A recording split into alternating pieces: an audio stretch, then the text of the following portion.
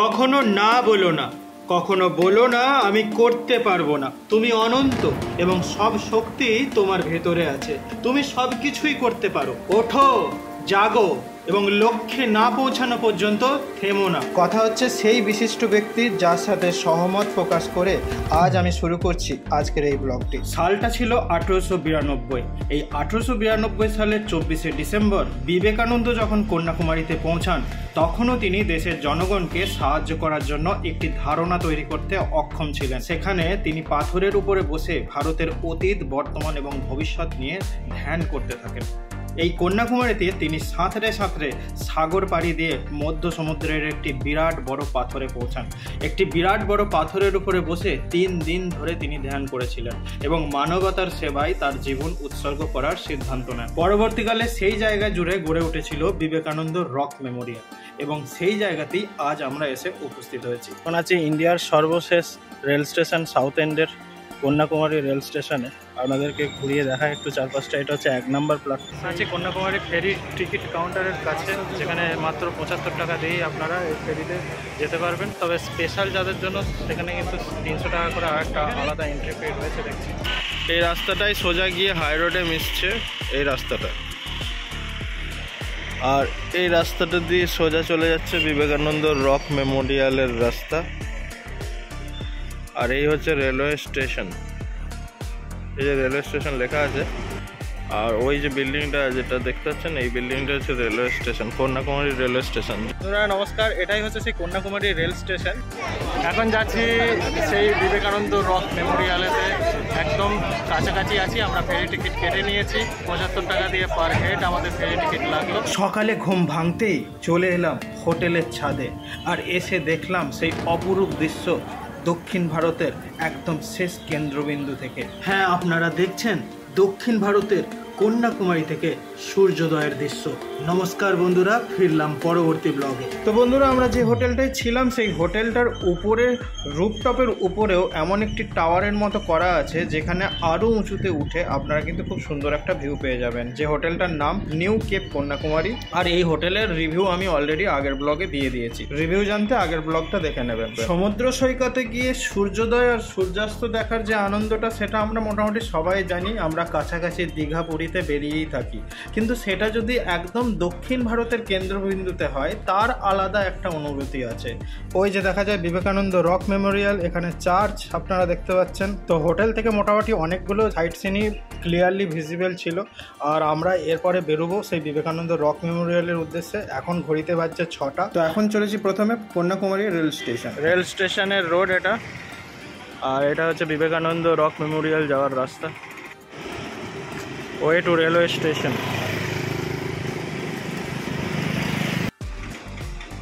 এখানে একটা wonder wax, India's first wax museum. এটা একটা ওয়াক্স মিউজিয়ামের পাশ দিয়ে যাচ্ছি, যেটা একদম রেল স্টেশনের পাশেই রয়েছে। ইন্ডিয়া ফার্স্ট ওয়াক্স মিউজিয়াম, মানে এটাই বোধহয় ইন্ডিয়ার প্রথম ওয়াক্স মিউজিয়াম হয়েছিল, সেরকমই কিছু একটা বলতে চাইছে এরা।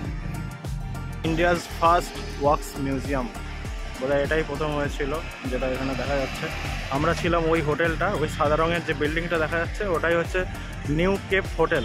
ওই হোটেলটাতেই ছিলাম। উপরে লেখা আছে কেপ হোটেল। আমি একটু জুম করে দেখালে আরও ভালো বোঝা যাবে।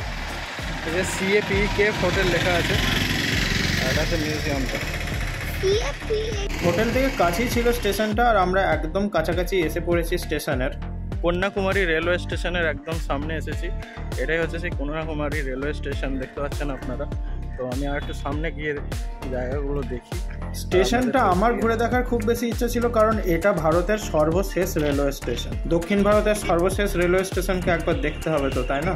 তাই সেই ইচ্ছা পূরণ করতে একবার চলে এলাম, আর আপনাদেরকেও দেখাচ্ছি। চলুন। এটাই কন্যাকুমারী রেলওয়ে স্টেশনের এন্ট্রান্স। এখন আছি ইন্ডিয়ার সর্বশেষ রেল স্টেশন সাউথ এন্ডের কন্যাকুমারী রেল স্টেশনে। আপনাদেরকে ঘুরিয়ে দেখা একটু চারপাশটা। এটা হচ্ছে 1 নম্বর প্ল্যাটফর্ম। 1 নম্বর প্ল্যাটফর্মের একদম পাশেই রয়েছি।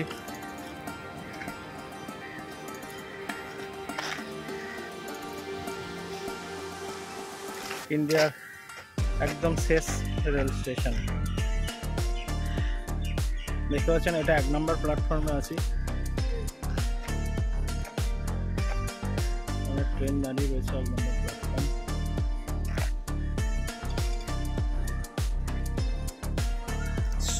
একদম শেষ স্টেশন বলে স্টপ বলে লেখা আছে, কারণ এখানেই লাস্ট গাড়িটা এসে দাঁড়ায়।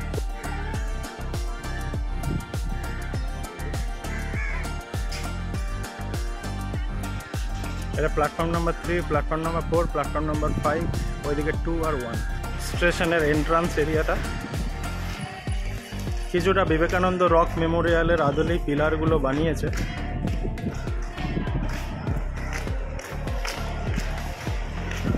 Passengers are waiting for their journey. প্যাসেঞ্জাররা ওয়েট করছে তাদের জার্নির জন্য। এরপরে আমরা বেরিয়ে গেলাম এখান থেকে সোজা বিবেকানন্দ রক মেমোরিয়াল। তখন বেলা মোটামুটি 9টা, আর আমরা এখান থেকে জেটির কাছাকাছি যাব, ওখানে ফেরির টিকিট কেটে রক মেমোরিয়াল পৌঁছে যাব। বিবেকানন্দ মেমোরিয়াল রকের একদম আশেপাশেই রয়েছে, যাচ্ছি বিবেকানন্দ রক মেমোরিয়াল। আর এখানেই রয়েছে কন্যাকুমারী বাস স্ট্যান্ড, যেখানে চেন্নাই থেকে বিভিন্ন বাস এখানে এসে পৌঁছায়। তো আমি বাস স্ট্যান্ডটার চারপাশটাও ঘুরিয়ে দেখাবো, একদম সামনেই রয়েছে, চলুন দেখিয়ে দিই। এই দেখুন, এই মোড়টা থেকে সোজা যে জায়গাটা হিট করছে, ওই গ্রিন কালারের বাসগুলো দেখতে পাচ্ছেন, এগুলো হচ্ছে বাস স্ট্যান্ড এরিয়া, আর ওগুলো হচ্ছে তামিলনাড়ুর বাস। ঠিক আছে, কন্যাকুমারী থেকে চেন্নাই আরও বিভিন্ন জায়গায় যাওয়া যায়। শিপিং কর্পোরেশন এখান থেকেই বোধহয় কন্যাকুমারী ফেরি সার্ভিস ছাড়ে, যেটা নিচ্ছে এখানে দেখতে পাচ্ছি। পুম্পুহার শিপিং কর্পোরেশন। শিপে যাওয়ার জন্য এখানে লাইন দেখুন। এখন আমরা নৌকায় করে যাব সেই বিবেকানন্দ রক মেমোরিয়াল। আছি কন্যাকুমারী ফেরি টিকিট কাউন্টারের কাছে, যেখানে মাত্র 75 টাকা দিয়েই আপনারা এই ফেরিতে যেতে পারবেন। তবে স্পেশাল যাদের জন্য সেখানে কিন্তু 300 টাকা করে আর একটা আলাদা এন্ট্রি ফি রয়েছে দেখছি। এই হচ্ছে ফেরিতে যাওয়ার লাইন, দেখতে পাচ্ছেন লম্বা লাইন করেছে। তো ফেরিতে যেতে গেলে আপনারা সকাল সকাল যাওয়ার চেষ্টা করুন, যাতে সকাল সকাল আপনারা ঘুরে চলে আসতে পারেন।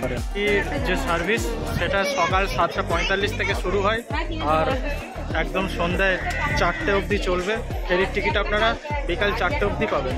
অ্যাকচুয়ালি জায়গাটা খুবই গরম প্রধান জায়গা, তো সকালবেলায় যা ঘোরার ঘুরে নেবেন। দিনের বেলা যত দিনের তাপ বাড়বে তত গরম। কন্যাকুমারী যে ফেরি সার্ভিস দিচ্ছে এরা, সেই জায়গাটার নাম হচ্ছে Poompuhar shipping corporation. Children below 5 years are allowed free here, মানে 5 বছরের অনূর্ধ্বে যে বাচ্চারা আছে তাদের কিন্তু এখানে টিকিট লাগে না। পরিষ্কার। Ferry charges 75 per head. Children below 5 years are allowed, no half ticket. Height up to 107 centimetre.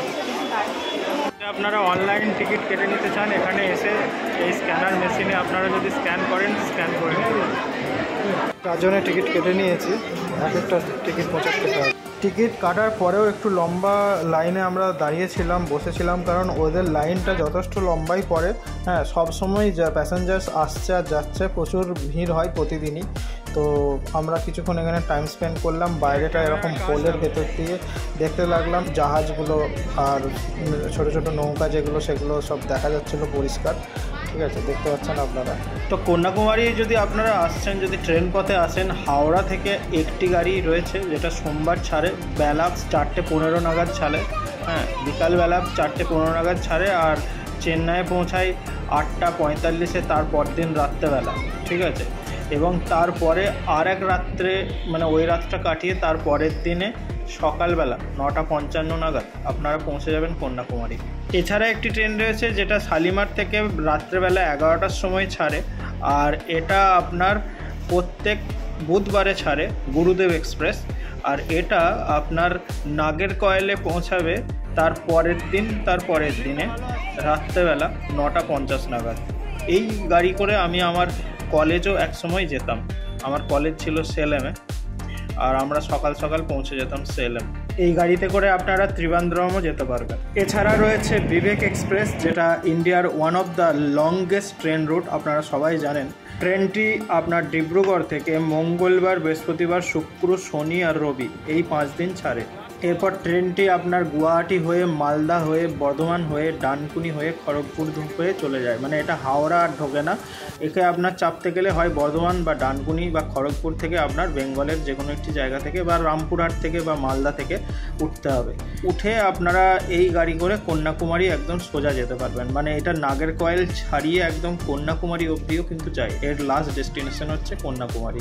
মানে এই রুটটা হচ্ছে ভারতের সব থেকে বড় ট্রেন রুট, ঠিক আছে, এর থেকে বড় ট্রেন রুট আর নেই। সেই ডিব্রুগড় থেকে আসে আর একদম কন্যাকুমারীর লাস্ট এন্ডে চলে যায়। এছাড়া চেন্নাই থেকে বহু ট্রেন আছে, বা চেন্নাই থেকে আপনারা বাস পথেও কিন্তু কন্যাকুমারী পৌঁছে যেতে পারেন ইজিলি। এখন আমরা জাহাজে করে চেপে ওইখানটায় যাব, ওই জায়গাগুলো। অবশেষে আমরা জেটিতে উঠে বসলাম। এখন যাচ্ছি সেই বিবেকানন্দ রক মেমোরিয়ালেতে, একদম কাছাকাছি আছি। আমরা ফেরি টিকিট কেটে নিয়েছি, 75 টাকা দিয়ে পার হেড আমাদের ফেরি টিকিট লাগলো। আমরা এবারে যাচ্ছি বিবেকানন্দ রক মেমোরিয়ালে, ওখানে গিয়ে আশপাশের ভিউ দেখাবো। প্লাস এখন আমরা যে যাব সেটাও কিন্তু ভিউ করতে করতেই দেখাবো আপনাদেরকে।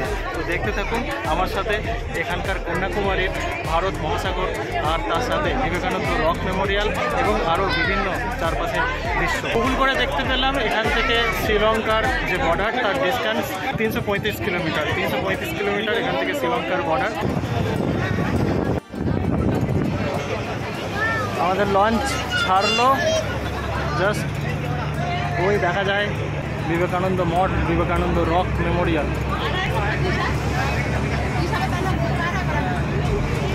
যেটা দণ্ডায়মান অবস্থায় রয়েছে এখানে ভারত মহাসাগরের একদম বুক চিরে। ভারত মহাসাগরের বুক চিরে কন্যাকুমারী ইন্ডিয়ার শেষ ভাগে রয়েছে সেই বিবেকানন্দ রক। আমি নিয়ে যাচ্ছি আপনাদেরকে দেখাতে দেখাতে চারপাশটা। দেখতে পাচ্ছেন আমাদের লঞ্চ ছেড়ে গেল আর যাচ্ছি আমরা এখন বিবেকানন্দ রক। তো বন্ধুরা, আগের দিনে আমি আপনাদেরকে কোভালাম বিচটায় দেখিয়েছিলাম যেখানে সানসেট ভিউ পয়েন্ট রয়েছে। তো আপনারা তামিলনাড়ুর কন্যাকুমারীতে এসে কোন কোন সাইট সিন দেখবেন সেটা আমি আপনাদেরকে বলে দিই। আজকেই সকাল সকাল আপনারা সূর্যোদয় তো দেখবেনই, আর আপনারা তার আগের দিন যদি পৌঁছাচ্ছেন তাহলে সূর্যাস্তটা আপনার সানসেট পয়েন্ট থেকে দেখা হয়ে যাবে। হ্যাঁ, ওয়ান ডে ট্যুরের কথা বলছি। আর সকালবেলা আপনারা এই যে থিরুভাল্লুভার স্ট্যাচু, এটা হচ্ছে থিরুভাল্লুভার স্ট্যাচু, যেটা হচ্ছে তামিল সেন্ট ছিল একজন, তার স্মৃতি হিসাবে এই স্ট্যাচু বানানো হয়েছে। আর সেই স্ট্যাচুটাও কিন্তু দেখার মতোই। তো সেখানে আমাদের ফেরি নিয়ে গেল না, যাই হোক। তো ওটা কি বন্ধ থাকে কি খোলা থাকে জানা নেই। তো এটা একটা দেখার জায়গা। যদিও স্ট্যাচুটাকে আপনারা এই ফেরির মাধ্যমে যেতে যেতেই মোটামুটি দেখে নিতে পারবেন, বা বিবেকানন্দ রক মেমোরিয়ালে পৌঁছে সেখান থেকেও কিন্তু খুব ভালোভাবেই দৃশ্যমান। বাট সেখানে গিয়ে দেখাটা একটা অন্যরকম ব্যাপার হয়ে থাকে, তবু সেটা আমরা কিন্তু দেখে উঠতে পারি। উপস্থিত হয়ে গেলাম বিবেকানন্দ রক মেমোরিয়ালে, আর আমি আপনাদেরকে একদম চারপাশটা ঘুরিয়ে দেখাই। এই হচ্ছে বিবেকানন্দ রক মেমোরিয়াল, আর আমি আপনাদেরকে বিবেকানন্দ রক মেমোরিয়ালটা ঘুরিয়ে দেখাচ্ছি। 30 টাকা করে আবার তো আপনাকে টিকিটটা কেটে নিতে হবে বিবেকানন্দ রক মেমোরিয়াল দর্শন করার জন্য। একটা ওয়েটিং হল আছে পাশেই। থিরুভাল্লুভার স্ট্যাচু আর এই বিবেকানন্দ রক মেমোরিয়াল আপনাদের লিস্টে রাখুন। বিবেকানন্দ রক মেমোরিয়াল তো দেখার মতো জায়গা, যেখানে আমি অলরেডি এসে উপস্থিত হয়েছি, আপনাদেরকে তো ঘুরিয়ে দেখাচ্ছি। আর এছাড়া আপনারা চার্চ আছে যে our lady of ransom shrine, এই চার্চটা আপনারা ঘুরে দেখতে পারেন। আর এটা আপনার একদম কেন্দ্রবিন্দুতেই রয়েছে, মানে একদম কন্যাকুমারীর যে বিবেকানন্দ রক মেমোরিয়াল, কন্যাকুমারীর যে সি বিচ সেখানেই কাছেই রয়েছে, ঠিক আছে। এছাড়া কুমারী আম্মা টেম্পল রয়েছে, যেটা শক্তিপীঠের মধ্যে একটি পীঠ, যেটা নিয়েও আমি আগের ব্লগে একটু আলোচনা করেছি। আর কন্যাকুমারী সানসেট পয়েন্ট যেটা কোভালাম বিচ, সেটাও আপনারা যাবেন। তো এইগুলো গেলেই মোটামুটি আপনার কন্যাকুমারীর ট্রিপটা মোটামুটিভাবে একটা ভিজুয়ালাইজ করা হয়ে যাবে। যে যে মেন ইম্পর্টেন্ট জায়গাগুলো আপনার যাওয়া উচিত সেগুলো কভার হয়ে যাবে। কারণ দেখুন, ঘোরার জায়গার শেষ নেই, ঘোরার প্রচুর জায়গা রয়েছে, ঠিক আছে। আনাচে কানাচে এদিকে ওদিকে 10 কিলোমিটার, 20 কিলোমিটার, 30 কিলোমিটার দূরত্বে আরও বহু জায়গা রয়েছে, সেগুলো আপনারা চাই মনে করলে যেতেই পারেন। কিন্তু মেন কন্যাকুমারীতে এসে আপনার যে জায়গাগুলো দেখার মতো সেগুলো আমি আপনাদেরকে বলে দিলাম। তো আমরা এই বিবেকানন্দ রক মেমোরিয়ালে এসে পৌঁছালাম, আর আপনাদেরকে আমি এই জায়গাটা ঘুরিয়ে দেখাই। আর চলুন জেনে নিই এই বিবেকানন্দ রক মেমোরিয়ালের ইতিহাস। কন্যাকুমারীর বাবুতুরাইয়ের কাছে মূল ভূখণ্ড থেকে 500 মিটার দূরে সমুদ্রের উপর অবস্থান করছে এই বিবেকানন্দ রক মেমোরিয়াল, যা ভারতের তামিলনাড়ু রাজ্যের কন্যাকুমারীতে অবস্থিত। হিন্দুদের একটি পবিত্র স্মারকস্থল এবং জনপ্রিয় পর্যটন কেন্দ্র। বিবেকানন্দ রক ভারতের প্রধান স্থলভাগের দক্ষিণতম বিন্দু। জানা যায় 1892 সালের ডিসেম্বর মাসে স্বামী বিবেকানন্দ এখানে এসে এই শিলাখণ্ডের উপরে বসে দীর্ঘক্ষণ ধ্যান করেছিলেন, এবং এখানে এই শিলাখণ্ডের উপরই বসে তিনি ভারতের অতীত, বর্তমান এবং ভবিষ্যৎ সম্পর্কে দীর্ঘক্ষণ চিন্তা করেন। তারই স্মৃতিতে 1970 সালে বিবেকানন্দ রক মেমোরিয়াল কমিটি এখানে একটি স্মারকস্থল নির্মাণ করেন। এই হচ্ছে বিবেকানন্দ রক মেমোরিয়ালের ভেতরটা, চারপাশটা। যদিও বিবেকানন্দ রক মেমোরিয়ালের ভেতরে ফটোগ্রাফি কিন্তু প্রহিবিটেড, ফটোগ্রাফি আপনার নেওয়া যায় না। ঠিক আছে, ওখানে লোকজন আছে যারা আপনার বারণ করবে ফটোগ্রাফি নেওয়ার জন্য। তো আমি বাইরে থেকে যতটা পারলাম আপনাদের জন্য দেখালাম। প্রাচীন তামিল প্রবাদ অনুসারে এই শিলাখণ্ডতেই নাকি দেবী কুমারীও বসে তপস্যা করেছিলেন, তাই এই শিলার আগেকার নাম ছিল শ্রীপদ পাড়ায়, দেবী কুমারীর পদস্পর্শ ধন্য শিলা। বর্তমানে শিলার উপরে একটি ধ্যান মণ্ডপ নির্মিত হয়েছে, এখানে বসে পর্যটকরা ধ্যান করেন। ধ্যান মণ্ডপের স্থাপত্যে ভারতের নানা অঞ্চলের স্থাপত্য রীতির মিশ্রণ দেখা যায়। মণ্ডপের ভেতর স্বামী বিবেকানন্দর একটি মূর্তি রয়েছে, আপনারা যেটা এখন দেখতে পাচ্ছেন, এবং এখান থেকেই আপনার আরব সাগর, ভারত মহাসাগর এবং বঙ্গোপসাগরের যে মিলনস্থল সেটা একদম পরিষ্কার দেখা যায়, যেটা আমি আপনাদেরকে এখন ভিজুয়ালাইজ করে দেখাচ্ছি। ভাবুন, এই উত্তাল সমুদ্রে সাঁতরে সাঁতরে এসে এই জায়গায় এসে উপস্থিত হয়েছিলেন, এসে এখানে সাধনা করতেন। তাও একদিন নয়, দুদিন নয়, 3 দিন ধরে উনি কিন্তু এই জায়গায় সাধনা করে গেছেন। হিন্দু ধর্ম প্রচারের জন্য স্বামী বিবেকানন্দ যখন 1893 সালে শিকাগোতে ভ্রমণ করতে যাচ্ছিলেন, তার আগেই তিনি 24শে ডিসেম্বর 1892 সালে কন্যাকুমারী পরিদর্শন করে যান। ঐতিহ্য অনুসারে তিনি বেশ কয়েকদিন ধরে ওই নির্দিষ্ট শিলাটির উপর ধ্যান করেছিলেন এবং অন্তর্দৃষ্টিতে পৌঁছেছিলেন। 1963 সালে স্বামী বিবেকানন্দের জন্ম শতবার্ষিকীর স্মরণে পাথরটিকে আনুষ্ঠানিকভাবে বিবেকানন্দ রক বলা হয় এবং এই পাথরটির এক ধর্মীয় গুরুত্ব রয়েছে। এবং একইভাবে হিন্দু পৌরাণিক কাহিনী অনুসারে দেবী পার্বতীর কুমারী অবতার দেবী কন্যাকুমারী তার পা দিয়ে পাথরটিকে আলিঙ্গন করে পবিত্র করেছিলেন, যে কারণে এই স্থানটি কন্যাকুমারী নামে পরিচিত। 1964 সালে এই স্মৃতিস্তম্ভের কাজ শুরু করেন একনাথ রামকৃষ্ণ রানাডে। তিনি এই প্রকল্পের জন্য স্বেচ্ছাসেবক হিসেবে 3 লক্ষ লোককে পরিচালনা করেছিলেন। 2টি প্রধান নির্মাণ বিবেকানন্দ মণ্ডপম এবং শ্রীপাদা মণ্ডপম সমন্বিত এই মহৎ স্মৃতিস্তম্ভটি শেষ করতে 6 বছরে প্রায় 650 শ্রমিক দ্বারা কাজ সম্পন্ন করা হয়েছিল। এবং এই বিবেকানন্দ রক মেমোরিয়ালের পাশেই রয়েছে তিরুভাল্লুভার মূর্তি, আর সেই মূর্তির উচ্চতা প্রায় 41 মিটার লম্বা, যেটা 133 ফুট উঁচু। এখানে জলের 3টে রং, কারণ 3টে সাগর এখানে এসে মিশেছে, আরব সাগর, বঙ্গোপসাগর আর ভারত মহাসাগর। তবে আশ্চর্যের ব্যাপার এটা যে কোন সাগরের কি রং সেটা কিন্তু স্পষ্ট করে আমি বলতে পারবো না। ভারতের দক্ষিণতম এই প্রান্তের সৌন্দর্যের টানে যুগে যুগেই পর্যটকরা ভিড় জমিয়েছেন এখানে। তবে কোটি কোটি বছর আগে এই পাথরের এক সাংঘাতিক ইতিহাস আছে। জানা যায় এই রকটাই ছিল নাকি একসময় জিওলজিক্যাল ওয়ান্ডার। 16 কোটি বছর আগেকার কথা, যখন এখান থেকে ভাগ হয়ে গিয়েছিল ভারত, অস্ট্রেলিয়া এবং আন্টার্কটিকা। হ্যাঁ, আজ এটা ভাবতে অবাক লাগে, একটা সময় ভারত, আফ্রিকা, দক্ষিণ আমেরিকা, মাদাগাস্কার, অস্ট্রেলিয়া এবং আন্টার্কটিকা মিলিয়ে ছিল একটাই সুপার কন্টিনেন্ট। পৃথিবীর অন্যতম প্রাচীন অঞ্চল গন্ডোয়ানার নাম অনুসারে ভূতত্ত্ববিদ এডওয়ার্ড সুয়েস এর নাম রাখেন গন্ডোয়ানা ল্যান্ড। প্রায় 60 কোটি বছর আগে প্রিক্যাম্ব্রিয়ান যুগের শেষ দিকে গন্ডোয়ানা সুপার কন্টিনেন্ট পুরোপুরি তৈরি হয়।